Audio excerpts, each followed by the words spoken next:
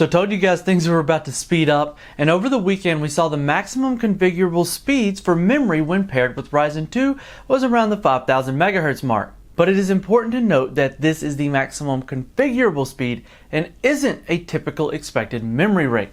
I would imagine that it's quite a bit slower than that for the norm. After all, you could set 4000 MHz to Zen Plus, and we know how many people are running at that speed. Hint, it's not a lot. So BIOSTAR's X570 Racing GT8 motherboard for AMD Ryzen 3000 processors has leaked out after being teased just a few weeks back by the makers themselves.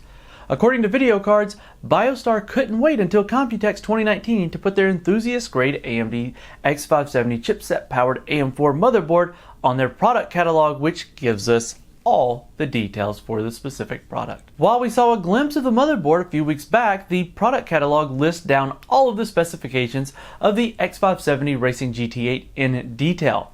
Starting off with those details, the X570 Racing GT8 looks to be a top-of-the-line X570 Racing Series product from BIOSTAR. It appears to feature a full black color theme with silver accents that are part of their racing lineup. The 12-phase VRM is cooled off by two metallic fin heatsinks, and we can also see the AM4 CPU socket next to the four DDR4 DIMM slots, which can support up to 64 GB of memory with speeds rated up to 4000 MHz when overclocked. The memory speeds are definitely a good bump from the second generation Ryzen processor, and you can see the comparison for the spec sheet yourself over here, where BIOSTAR's X470 Racing GT8 was only able to support DDR4 3200 MHz, while the X570 Racing GT8 can support up to DDR4 4000, and we should be looking at even higher memory speeds supported on other high-end motherboards, as indicated in that recent report that we mentioned. The motherboard battery tray is located right next to the I/O cover, which should be easier to approach if you're using multiple expansion cards, which can make reaching the battery a hassle. I think we know another reviewer out there in the world who is really concerned with battery placement that may like that. The motherboard comes with three PCIe 4.0 by 16 slots, 6 by 16 by 8 and by 4 electrically, two of which are protected by a metal brace. Storage includes 6 SATA 3 ports. PCIe Gen 4 is confirmed for AMD's X570 platform, so we should see all future AM4 boards supporting this new standard.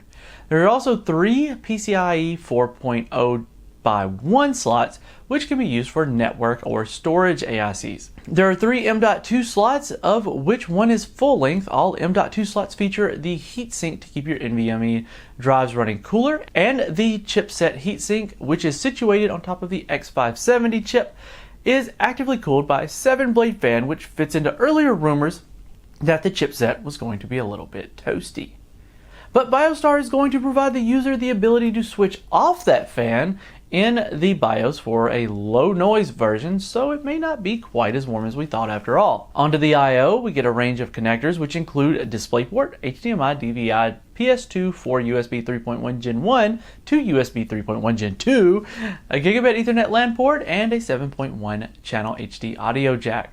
The X570 Racing motherboard from BIOSTAR seems like a very solid option, and from what we can tell by reading the PR, we think that BIOSTAR will have more than just one X570 motherboard on display at their booth at Computex. As we saw with X470, there were a few features for the Ryzen 2000 series processors which were only supported by the newer motherboards, such as Precision Boost Overdrive and XFR 2.0.